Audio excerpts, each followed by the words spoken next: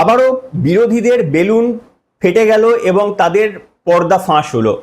আমি আপনাদের সামনে বলেছিলাম না, এই ছাত্র আন্দোলনকে নিয়ে যারা কুমিরের কান্না করছে তারা কার্যত নিজেদের গদি ছাত্রদের কাঁধের ওপর ভর দিয়ে টেকানোর চেষ্টা করছে, বাঁচানোর চেষ্টা করছে, গদিতে ফেরার চেষ্টা করছে। মমতা বন্দ্যোপাধ্যায়ের মতো চূড়ান্ত দুর্নীতির সঙ্গে জড়িত রাজনৈতিক নেতৃত্বরা যারা দুর্নীতিকেই আইনে পরিণত করার চেষ্টা করেছিলেন, তারা পর্যন্ত এটাকে ভর দিয়ে একটা অক্সিজেন পেয়ে গিয়েছিলেন। ঘোষণা করে দিয়েছিলেন সোমবার দিন যন্তর মন্তরে যাবেন, সোমবার চলে গেল, যন্তর মন্তর আর গেলেন না। কি দুঃখ যে ছাত্রছাত্রীর আন্দোলনটা আর কিছুদিন কেন রাখলেন না? মমতা বন্দ্যোপাধ্যায়কে আর একটা সুযোগ দিতে পারতেন। মমতা বন্দ্যোপাধ্যায় যাওয়ার পর যদি এই আন্দোলন উঠে যেত, তৃণমূল কংগ্রেস লাফালাফি শুরু করে দিত। আবার দেখলেন দিদির ম্যাজিক, দিদি গেলেন, হয়ে গেল। দেখলেন না গিয়েই বলছে যে দিদি যাবো বলেছে, তার জন্যই উঠিয়ে দিল। গেলে কি হতো? দিদি যাওয়ার পর যদি এই আন্দোলন উঠে যেত তাহলে কি হতো ভাবুন।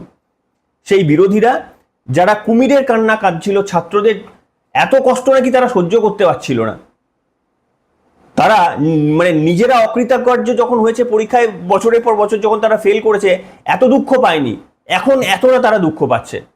এই স্বার্থপরতাটা যদি চিনতে না পারেন তাহলে তো ভারতবর্ষের রাজনীতিতে আমরা অপ্রাসঙ্গিক। তাহলে তো ভারতবর্ষে আমাদের চিরকাল শোষিত হতে হবে। ওই রাজনৈতিক নেতারা তো আমাদের বুদ্ধু বানিয়ে চিরকাল শোষণ করবে। এইটুকু তো আমাদের বুদ্ধি ধরতেই হবে। কেন এই কথা বলছি, কেন বললাম যে পর্দা ফাঁস হয়ে গেল? লোকসভায় যে বিলটি গতকাল পাশ হওয়ার কথা ছিল, সেটা কি হলো খবর রেখেছেন? বিরোধীরা যারা আপনার বাড়ির ছাত্রছাত্রীদের জন্য লড়াই করছিল, তারা সমর্থন করেছিল তো বিলটা? শুনেছেন? ভিডিওটা শোনাবো আজকে, দেখাবো তারা কি করেছিল, তাদের ভূমিকা কি, জানতে হবে তো। আসুন জানাই। নমস্কার, ওয়েলকাম টু সিম্পল এসজেবিসি। আপনাদের সকলকে স্বাগত জানিয়ে শুরু করছি অত্যন্ত গুরুত্বপূর্ণ একটি পর্ব। ছাত্রছাত্রীদের এই আন্দোলন প্রথম থেকে আমি সমর্থন করেছি, শুধুমাত্র ততটুকুই সমর্থন করেছি যতটুকু ছাত্রছাত্রীদের উন্নতির জন্য বা এই ঘটনাটাকে আটকানোর জন্য চেষ্টা করা হয়েছে। যখনই বুঝতে পেরেছিলাম যে এটা কার্যত একটা বিজেপি বিরোধী আন্দোলন, তার কারণ হচ্ছে কর্ণাটকে পেপার লিক হয়েছে যেখানে কংগ্রেসের সরকার রয়েছে, পাঞ্জাবে পেপার লিক হয়েছে যেখানে আম আদমি পার্টির সরকার রয়েছে, সেখানে কোনো প্রোটেস্ট, কোনো রাজনৈতিক এই সিজেপি এবং বাদবাকি রাজনৈতিক দল যারা সমর্থন করেছিলেন তারা কেউ এর জাস্টিস চাননি। ওখানকার ছাত্রছাত্রীদের সঙ্গে হয়ে যাওয়া এই অন্যায়ের জাস্টিস কেউ তোলেননি, কেউ চাননি। কাজে এটা সম্পূর্ণ বিজেপি বিরোধী আন্দোলনটা। এটা ছিল না যে এই প্রবলেমটাকে রেকটিফাই করে দিতে হবে। যদি অপশন দেন এদের, একটা ভোটাভুটি যদি করেন এবং যে কে কাকে ভোট দিল সেটা যদি জানতে না পারে, অপশন দেবেন যে আপনাদের প্রায়োরিটি কি। এই আন্দোলনের মাধ্যমে গভর্নমেন্টটাকে ফেলে দেব, আপনাদের কাছে দুটো চয়েস, এক হচ্ছে গভর্নমেন্টের পতন, আর এক হচ্ছে এই আন্দোলন এই নিট কেলেঙ্কারির আর দ্বিতীয়বার যেন প্রশ্ন ফাঁস না হয় সেটাকে আটকানো। দেখবেন একটা সমীক্ষা করতে বলুন, দেখবেন এই সমীক্ষা যারা আন্দোলনে ছিল তাদের 99% ভোট দেবে যে না, সরকারকে ফেলতে হবে। এদের কারুর মুদ্রা ছিল না, তার কারণ বেশিরভাগ ক্ষেত্রে এরা ছাত্রছাত্রী ছিলেন না। একটা খুব কম পার্সেন্ট, এই আন্দোলনের সঙ্গে খুব কম পার্সেন্ট ছাত্রছাত্রীরা জড়িত ছিলেন, অ্যাকচুয়াল ছাত্রছাত্রী যারা নিটে সাফারার হয়েছিলেন। ছাত্রছাত্রী হিসেবে তো আমি এখনো নিজেকে ছাত্র বলতে পারি। আমার 17-18 বছর আইটি ইন্ডাস্ট্রিতে কাজ করা হয়ে গেছে। আমি একটা ইঞ্জিনিয়ারিং কলেজে দীর্ঘদিন লেকচারার পদে কাজ করেছি। তো আমি তো ছাত্র এখন নিজেকে, আপনিও নিজেকে ছাত্র বলতে পারেন, হয়তো আপনার বয়স 58 বছর। এরাও ওই রকমই ছাত্র ছিল, এদের মধ্যে একটা বড় অংশ ওই ধরনেরই ছাত্র ছিল, এবং সেই কারণে এই যে কুমিরের অশ্রু এরা ফেলছিল। আসুন তো দেখাই, লোকসভাতে এই যে মোদী সরকার একটা বিল আনার চেষ্টা করেছিলেন, তাদের দোষ হচ্ছে একটা বিল পাস করার চেষ্টা করেছিলেন। কি বিল? না, যে বিলের মাধ্যমে যারা এই প্রশ্নপত্র লিক করছেন দোষীদের ফাস্ট ট্র্যাক কোর্টে সাজা হবে। সেই কোর্টের ফাস্ট ট্র্যাক কোর্ট গঠন হয়ে গেছে এবং একজন এক্সপার্টকে দিয়ে, ইনফোসিসের কো-ফাউন্ডার, তাকে পর্যন্ত একটা কমিটির সঙ্গে যুক্ত করে তাকে দায়িত্ব দেওয়া হয়েছে, তাকে মাথায় বসিয়ে যে এমন কোনো টেকনোলজির সদ্ব্যবহার করে সেটাকে ইউজ করে এমন একটা ফুল প্রুফ সিস্টেম বানাতে যেখান থেকে প্রশ্ন লিক হওয়াটা কার্যত অসম্ভব। এবং তারপরে এই আইনটি লোকসভাতে পাশ করার জন্য উঠেছিল। যেখানে দোষী ব্যক্তির ফাস্ট ট্র্যাক কোর্টের সাজা, অর্থাৎ শুনানির পর শুনানি, অনেক দিন বছরের পর বছর অপেক্ষা নয়, একেবারে তাৎক্ষণিক বিচার হবে এবং দোষীদের 10 বছরের জেল, 10 কোটি টাকা মানে তার জরিমানা। এই এত বড় একটা বিল সাপোর্ট করলেন তো আপনারা? আপনাদের মধ্যে কেউ কেউ সিপিএম পন্থী যারা রয়েছেন, যারা টুকরে টুকরে গ্যাংয়ের সদস্য বলে খুব গর্ব, মানে আজাদি, আজাদি না জিহাদি কি বলেন, স্বাধীন ভারতবর্ষে আজাদি শব্দটা কাশ্মীরের পক্ষে তোলেন আপনারা। আজাদি সিপিএম থেকে আজাদি, সিপিএম এর 34 বছর থেকে আজাদি, কংগ্রেসের গোলামি থেকে আজাদি সমর্থন করি। কিন্তু ভারতে থেকে কাশ্মীরের আজাদি যারা তোলেন, তাদের ওই শ্রমিক ভট্টাচার্য বলেছেন না, পিঠের চামড়াটা গুটিয়ে দেওয়া উচিত। আমি এটা বলবো না, শ্রমিক ভট্টাচার্য বলেছেন অলরেডি কথাটা। কিন্তু যাই হোক, আমি আপনাদের শোনাবো যে লোকসভাতে দেখুন তো এরা সমর্থন করলো কিনা এই বিলটাকে।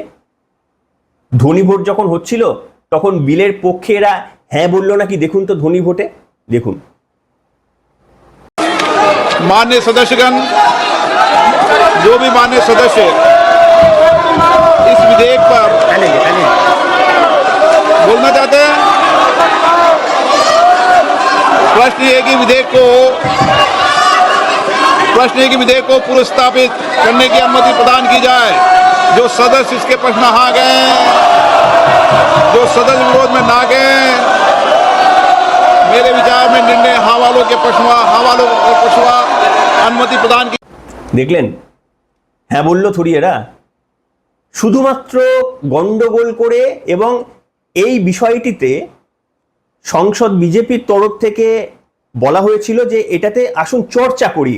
এই যে বিলটা আমরা খসড়া আকারে টেবিলে রাখলাম, এই বিলটার উপর অ্যামেন্ডমেন্ট নিয়ে আলোচনা হোক। অ্যামেন্ডমেন্ট মানে কি না, এই বিলটায় আরো কোন জায়গাটা কোনো একটা ক্লজ ঢোকাতে হবে বা কোনো একটা ক্লজ বার করতে হবে, কি কি মডিফাই করা প্রয়োজন, যাতে এটাকে ফুল প্রুফ করা যায়, যাতে করে পরবর্তীকালে এই ঘটনা ধরা পড়লে কড়া থেকে কড়া শাস্তি নেওয়া যায়। এই নিয়ে বিরোধী প্রত্যেকটা দলকে প্রিপারেশন নিয়ে আসতে বলা হয়েছিল আগে থেকেই, যে আপনারা সবাই প্রিপেয়ার হয়ে আসবেন। এই হচ্ছে খসড়া বিলটা আগেই জানিয়ে দেওয়া হয়েছিল, সেটা পাসও হয়েছিল, মানে টেবিল হয়েছিল। তারপরে বলা হয়েছিল যে আপনারা সবাই জেনে পড়াশোনা করে আসবেন। তারপরেও দেখুন লোকসভাতে একেবারে হই হট্টগোলের জেরে মুলতুবির পর মুলতুবি হয়ে গেল এবং এইটা নিয়ে আলোচনা করার কেউ প্রয়োজন বোধ করলেন না, একজনও প্রয়োজন বোধ করলেন না। এটাই তো ভারতবর্ষের ডেমোক্রেসি, এটাই তো ভারতবর্ষের টুকরে টুকরে গ্যাংয়েদের, এটাই তো ইচ্ছা। তাদের সমর্থন রয়েছে কিন্তু 30%। ওই 30%-এর সমর্থনে এই 70%-কে এরা বোকা বানাতে যায়। আর দয়া করে 70% বোকা যদি হন, নিজের দায়িত্বে হবেন। তার কারণ আমাদের সংবিধান তো 18 বছরের পরেই তো সাবালক বলে মনে করে। এবার যারা 18 বছরের বয়সের পরেও যদি সাবালক নিজেদের মনে না করেন, তাদের নিজেদের দায়িত্ব নিজেরাই বহন করবেন এবং আগামী প্রজন্মের দায়িত্ব আপনাদের নিজেদেরই বহন করতে হবে। এই ঘটনাগুলো দেখার পরও যদি চোখ না খুলে থাকে, তাহলে পৃথিবীর কোনো আন্দোলন আপনাদের চোখ খোলাতে পারবে না। আমি তো অনেকগুলো এপিসোড আপনাদের এই নিয়ে করেও দেখালাম। আচ্ছা, দেখাই আর একটা অংশ দেখাই আপনাদের সামনে, যেখানে কিরণ রিজিজু বলছেন যে আরে আপনারাই তো বললেন আমাদের সংসদে এটা নিয়ে আলোচনা চাই, এটা নিয়ে সংসদে আলোচনা হচ্ছে না, কোনো চর্চা হচ্ছে না। এডুকেশন নিয়ে সংসদে কেউ আলোচনা করতে চায় না। বিজেপি গভর্নমেন্ট এডুকেশন নিয়ে একদম ইন্টারেস্টেড নেই, তারা সংসদে পেপার লিক নিয়ে কোনো কথা বলে না বলে 36 দিন দিয়ে হরতাল, 36 দিন দিয়ে করা হলো। যেদিন বিজেপি এই বিলটি টেবিলে পাস করার জন্য আলোচনা চাইলেন, সবাই এটাকে থেকে মুলতুবি করে কেউ ওয়াকআউট করছেন, কেউ বেরিয়ে যাচ্ছেন, কেউ হই হুল্লোড় করছেন। বিলের প্রতি কেউ কোনো বক্তব্য রাখার প্রয়োজন বোধ করছেন না। কিরণ রিজিজু কি বলেছেন একবার দেখাবো আপনাদের, শুনুন। सारे मेंबर तैयारी के साथ आए हैं और अपोजिशन के भी कई मेंबर्स ने अमेंडमेंट दिए हैं, वो भी तैयारी करके आए हैं। बहुत ही महत्वपूर्ण, बच्चों के लिए, युवाओं के लिए, छात्रों का जिंदगी के लिए ये महत्वपूर्ण बिल है। सब बोलने वाले वक्ता भी तैयार है, फिर भी जानबूझ करके कांग्रेस पार्टी और उसके कुछ साथी जानबूझ करके आज इतना महत्वपूर्ण बिल पे चर्चा होने नहीं दे रहे हैं। मैं बहुत दुखी मन के साथ कह रहा हूँ। पहले दिन तो वो कह रहे थे कि चर्चा करना चाहिए, एग्जाम का मामला है, बच्चों का मामला है। अब जब चर्चा करने के लिए इतना महत्वपूर्ण बिल लेकर के जब आए हैं, टाइम भी दे चुके हैं 6 घंटे स्पीकर साहब ने, और टाइम देंगे, आप चाहते तो और टाइम देंगे, फिर भी ये कर रहे हैं, ये अच्छा नहीं लग रहे हैं। साथियों को कहना चाहता हूँ, ऐसा काम मत कीजिए। ये आपका जो इमेज है बहुत गिर चुका है और बहुत बदनाम होने वाला काम मत कीजिए। पूरा पार्टी एकजुट होकर के हमारे युवाओं का, छात्रों का जिंदगी को ठीक करने के लिए महत्वपूर्ण बिल पे सब हिस्सा लेना चाहिए। मैं फिर से अपील करना चाहता हूँ आपके माध्यम से। শুনলেন? দেখুন, আমাদের কাজ নয় যে আপনি শুনলেন আর আপনি ভুলে গেলেন। আমাদের কাজ আপনি শুনলেন, আপনার পরিবারের সদস্যকে বোঝাবেন। তার কারণ ওরা যে 30 মানে আমি ধর্মের ক্ষেত্রে বলছি না, 30 মানে আমি বলছি যে এই অ্যান্টি ন্যাশনালিজম, তার মধ্যে অনেক রয়েছে, টুকরে টুকরে গ্যাং ফ্যাং সব রয়েছে এর মধ্যে। এই যে অ্যান্টি ন্যাশনালিজমের এই 30% এদের বাপ বেটা, ছেলে ছোকরা, ভাই জওয়ান সব এদেরকে বোঝানো হয়, এদের মগজ ধোলাই করা হয়। আর আমাদের ন্যাশনালিজম যারা 70% মানুষ রয়েছে তাদের মগজ ধোলাই করার প্রয়োজন হয় না। তাদেরকে না, মানে এই আমাদের থেকে আমাদের ফ্ল্যাগটা আমাদের উত্তরসূরিদের, মানে পূর্বসূরিদের এবং মানে পূর্বসূরিদের কাছ থেকে নিয়ে উত্তরসূরিদের আমাদের এই ফ্ল্যাগটা দিয়ে দিয়ে যেতে হবে। অনেকে 18 কলেজ যাচ্ছেন, তারা বোঝেন না কাকে সমর্থন করবেন। তারা শুধু দেখেন যেখানে বেশি হইচই হচ্ছে, যেখানে একটু আড্ডা মজা একটু হচ্ছে, নাচানাচি হচ্ছে, কাশ্মীর মাঙ্গে আজাদি, একটা রিদিমে কিছু একটা বলা হচ্ছে, আর সঙ্গে সঙ্গে ড্রাম বাজছে, বিট বাজছে, ক্যামেরা ফোকাস রয়েছে, আপনার বাড়ির সন্তানটিও নাচতে নাচতে ওখানে চলে যেতে পারে। কিন্তু তাকে বলবেন যে ভিড় দেখলেই যেখানে যার চলে যায় সেটা হচ্ছে পিঁপড়ের দল, তারা ভিড় দেখে যায়। আর যারা বুদ্ধিমান মানুষ তারা ভিড় নয়, যেখানে চিন্তা রয়েছে, যেখানে সৎ বুদ্ধি রয়েছে, সেখানে একজন মানুষ দাঁড়িয়ে থাকলেও সেখানেই যাওয়া উচিত।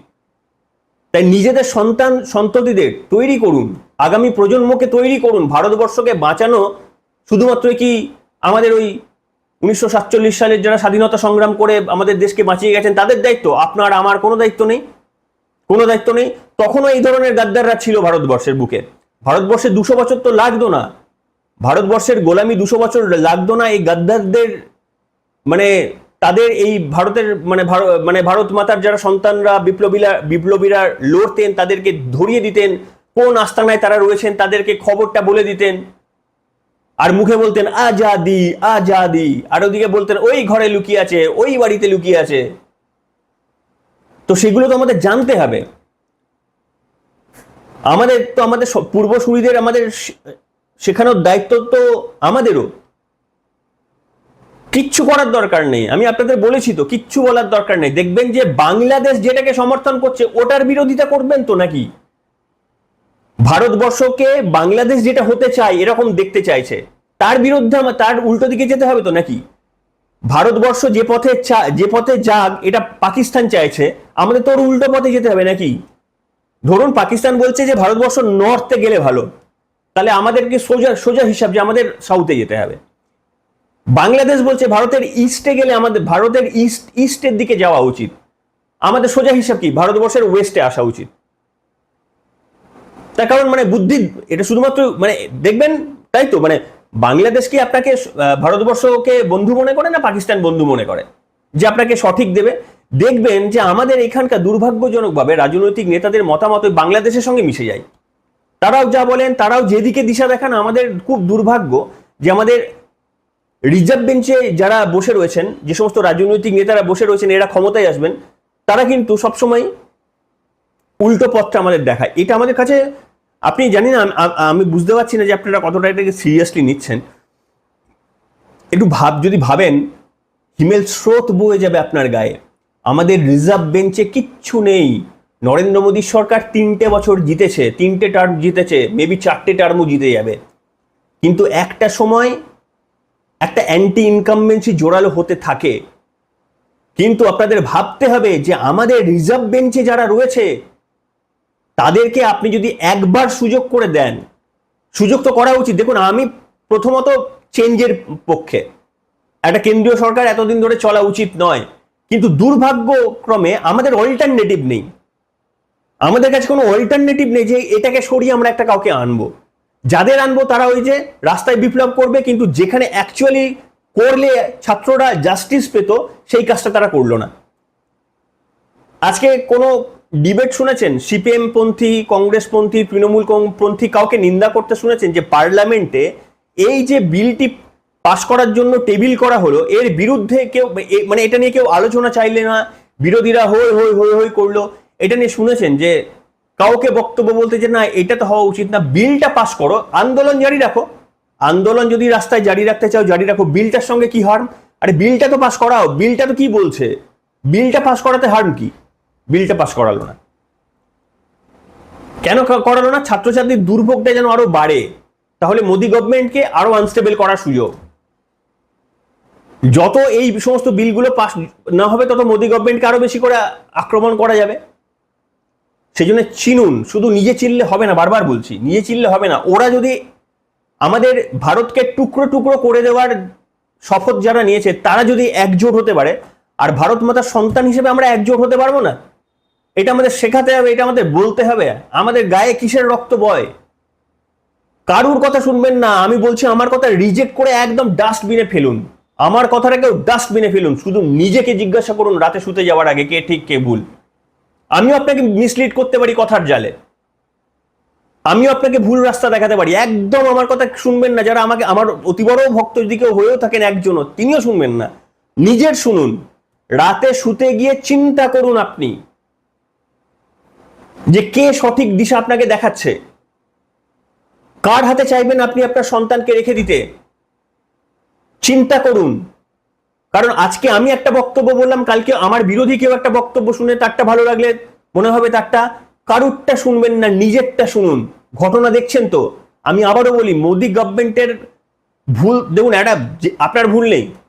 আপনি বলুন আপনাদের মধ্যে কে হাত তুলে আমাকে কমেন্টে লিখুন যে আপনাদের মধ্যে কে রয়েছে, আমার ফোন নাম্বারটা দিন আপনাদের যারা মনে করছেন আপনার মধ্যে কোনো ভুল নেই।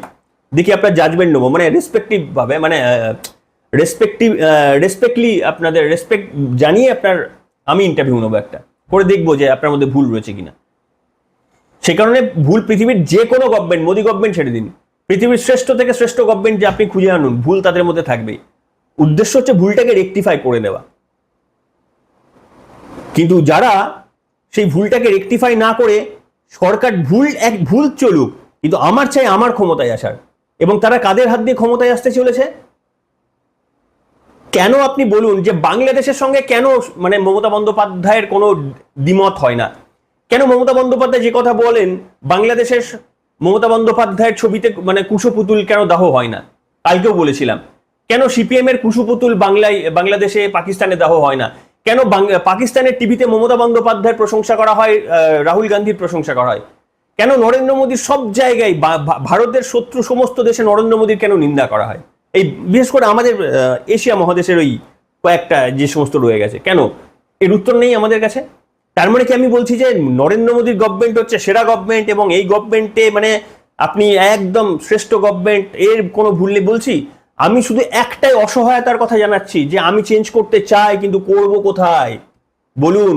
আন্দোলন এটা নিয়ে করুন, একটা দল তৈরি করুন ছাত্রছাত্রীরা, যেটা কার্যত এই সিপিএম এর মতো নয়, তৃণমূলের মতো নয়, কংগ্রেসের মতো নয়, কিন্তু বিজেপির বিরুদ্ধে একটা দল তৈরি করুন, কিন্তু বিজেপির মতোই আদর্শ মেনে।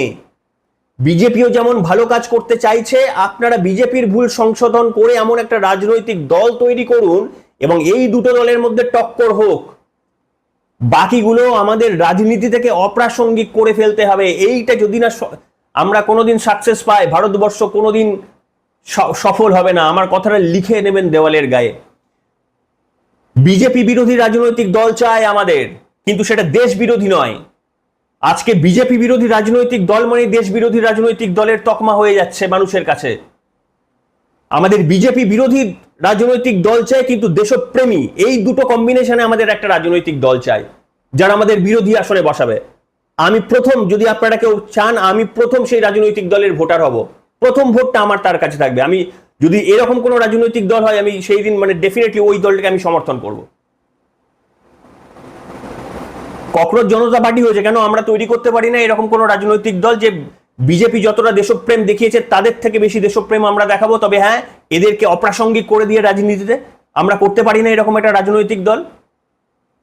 ককরোচ জনতা পার্টি তারা যদি ইনস্টাগ্রামে ডেকে একটা রাজনৈতিক দল খুলে 10 দিনে হিলিয়ে দিতে পারে, আমরা পারি না? আমরা বলতে আমি নই, আমরা পারি না, আমরা পারি না। আগে চেতনাটা জাগ্রত করুন, আগে চেতনাটা জাগ্রত হোক আমাদের সবার মধ্যে। এই 70% যারা ন্যাশনালিজমে বিশ্বাস করে তাদের মধ্যে কেউ যেন আমাদের মানে একদম কেউ দাগ টানতে না পারে আমাদের মধ্যে। আমাদের অটুট থাকতে হবে, কোনো ভারত বিরোধী শক্তি আমাদের টলাতে পারবে না। ঠিক যেমন স্বাধীনতা আন্দোলনে টলাতে পারেনি, কিছু বিশ্বাসঘাতকতা হয়েছে, টাইম লেগেছে, কিন্তু টলাতে পারেনি, ঠিক যেমন সেটাই যেন হয়, আমাদের যেন কেউ টলাতে না পারে। আসুন না, শপথ নিই আমরা।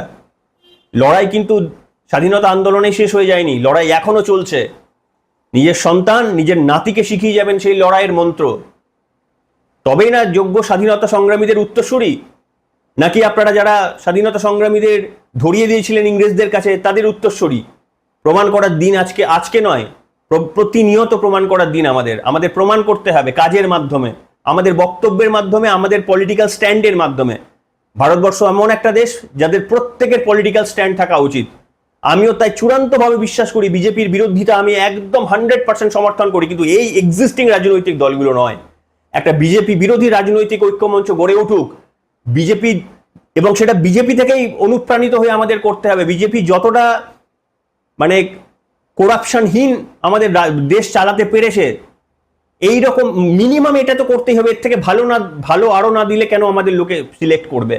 এর থেকে ভালো আরো দেশপ্রেমের জাগ্রত বোধ যদি আমরা না করতে পারি, তাহলে কেন আমাদের লোক সিলেক্ট করবে? এইরকম একটা রাজনৈতিক দল আমরা চাই।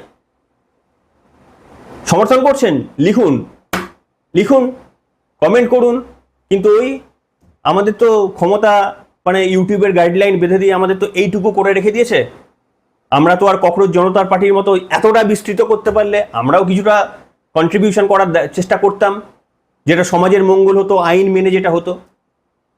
ঠিক আছে, এখনকার মতো এখানেই, সবাই ভালো থাকবেন।